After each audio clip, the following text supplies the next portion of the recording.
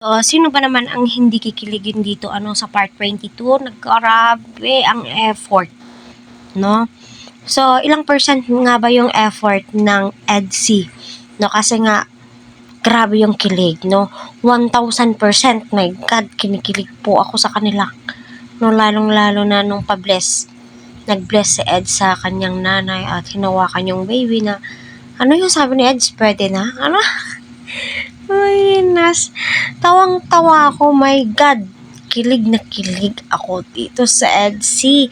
Kaya, supportahan po natin. Nasa 200 plus pa lamang po yung views ng EDSI. Sana umabot ng 500,000 ngayong hapon or gabi-gabi na in-upload ni Kalinga Prab, diba? So, nakailang pag-amin nga ba itong si Eds? Kay Viancy, simula nung part 21 hanggang ngayon. Nakailang salitang gusto kita, ngunit itong si Viancy, my God, hindi naniniwala. Yan kasi Edu, at saka sa interview ni Kalingap Dan sa birthday nga po, nakahanap na siya ng babae. Ngunit yung babae mailap. Ay, nako. Ayan kasi, no, every time na nakikipag-usap ka kay Viancy, no, alisin mo yung salitang joke lang. No, o diba, sagot ni Viancy, ay, hindi ako naniniwala. Hindi po, sabi niya ganon. Kasi content lang to. Ay, hindi naniniwala. Kasi nga, ikaw din yung may gawa. So pasensya na po ha, reaction video ko po to. No, yun po yung nararamdaman ko sa videong yon. Kahit nakailang amin ka Edo, kahit totoo na yung nararamdaman mo kay Viancy, pero kay Viancy parang wala lang yon, content lang yon. Kasi every time na nagsasalita ka, sa patapos, may joke lang. No? Kaya alisin natin yung salitang joke lang para sa ganon.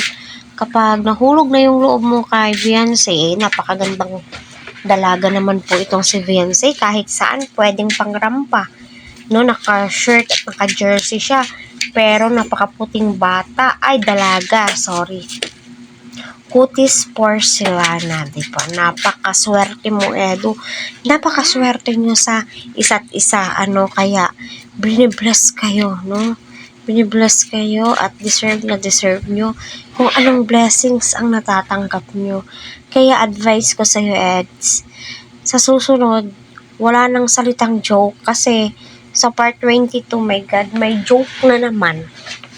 No? May joke na naman na binitawan mo. Kaya ayan tuloy. Kung nanliligaw ka kay Viancy, my God, bastard ka na. Sa totoo lang, di naman pumalabo, mahulog yung loob ni Edu kay Viancy. Kasi lahat ng katangian ng babaeng hinahanap ni Eds, kaharap na niya. Andyan na sa harap niya. Marunong mag-alaga ng mga bata. Maalalahanin, family-oriented, masipag, may isang salita, napakabait, maiiwanan mo sa bahay, malinis, magaling magluto, o sana all, saan ka pa? No? At palagi kang kinukumusta, palaging nasa live mo, sinusuportahan ka. Pagkakaalam ko talaga itong si Eds at saka si Viancy ay magkakatubo yan. Sa totoo lang.